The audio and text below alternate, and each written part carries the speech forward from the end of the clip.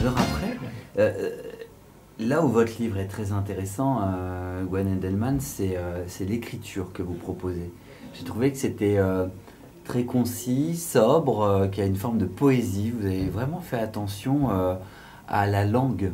Oui, pour moi c'est très important, c'est essentiel même.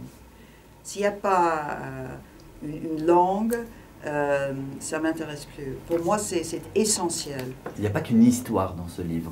Oui, alors les histoires m'intéressent, mais il faut que je l'écrive d'une manière qui m'enchante moi-même. Que les mots m'enchantent d'une certaine façon. Si je l'écrivais les mêmes histoires, mais sans cette façon de l'exprimer, ça ne serait pas pareil pour moi. Ça serait moins intéressant pour moi. Moi, j'ai trouvé du coup que c'était fort en émotion. Oui, oui. Parce que c'est un livre, au départ, quand on le regarde, on dit « Oh, bah chouette, il est petit, je vais me faire un bon petit plaisir, il n'est pas long. Oui. » Et en fin de compte, c'est vrai, il n'est pas long, mais il est à lire en prenant son temps. Pas que ce soit difficile, mais que chaque mot, chaque paragraphe est fort. Oui, et ça pour moi c'est très important. D'abord, je pense que ça va avec le sujet, mais aussi je voulais rien qui n'était pas essentiel. Je voulais que ça soit vraiment l'essentiel. Ouais, hein. Vous vouliez Sans pas des de petits superflu, détails, voilà. superflus. Alors, c'est très intéressant parce qu'on est dans un contraste. Au début de l'interview, vous me disiez que dans vos recherches, vous étiez jusqu'à aller dans le détail, mais dans l'écriture, par contre, vous ne vouliez pas Oui. que ce soit foisonnant, que ce Oui. soit superflu, riche, trop bavard. Oui, Ça, et c'est-à-dire que par exemple, pour ces prix, pour prendre un exemple, j'ai fait énormément de recherches, mais je n'ai pris qu'un tout petit bout. Et par exemple, j'ai fait des recherches sur les prix, sur exactement ce qui s'est passé, mais je n'ai pris qu'un ou deux exemples de ça. Ouais, j'entends bien, ça a dû vous demander énormément d'heures de travail pour finalement un détail dans le livre qui prend très peu de place. Oui, c'est ça. Il fallait faire beaucoup de recherches pour choisir ce qui m'intéressait pour mon histoire. Je vais vous poser une dernière question sur ce livre, Le train pour Varsovie. Selon vous, pourquoi les lecteurs doivent-ils le lire? Quelle résonance votre histoire a aujourd'hui dans notre époque? Alors, d'abord, je pense que c'est très intéressant de voir un peu ce que les gens vivent dans les situations extrêmes. C'est très important. Et aussi, évidemment, je pense que l'Holocauste, il y a toujours des échos à nos jours, peut-être de plus en plus. Alors, je pense que c'est peut-être important, des histoires comme ça. C'est un livre essentiel, on est bien d'accord. Autre actualité, Gwen Edelman, vous, enfin les éditions Belfond, publient une nouvelle édition d'un de vos romans qui s'appelle Dernier refuge avant la nuit. Oui. Vous pouvez nous parler de ce livre? Oui.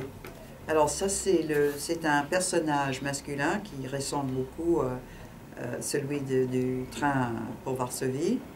Et là, c'est l'histoire d'une jeune américaine qui vit une histoire d'amour avec un homme beaucoup plus âgé, un écrivain, un juif viennois qui a survécu la guerre.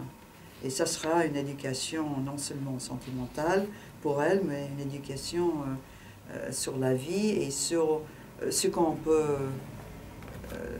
peut vivre, qui est complètement le contraire de tout ce qu'elle a connu dans sa vie. Voilà, aussi une histoire d'amour. Aussi une histoire d'amour. Sur la guerre et sur la vie.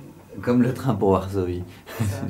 Mes deux sujets préférés, l'amour et la guerre. Alors justement, l'amour et la guerre. Oui.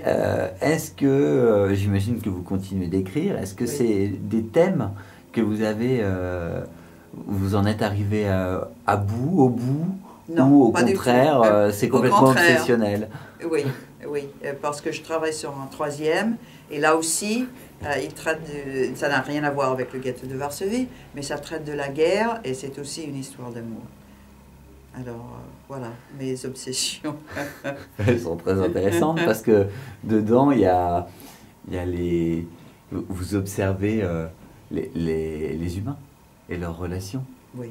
Vous aimez les hommes pour écrire sur eux? Oui. Avec un grand H, hein, bien sûr, hommes et femmes. Oui. Ah oui, ça me fascine, ça me fascine. Les relations entre les hommes et les femmes me fascinent. Et j'ai essayé de montrer d'une manière complexe, j'espère, les relations, par exemple, entre Yash et Lilka dans le train pour Varsovie.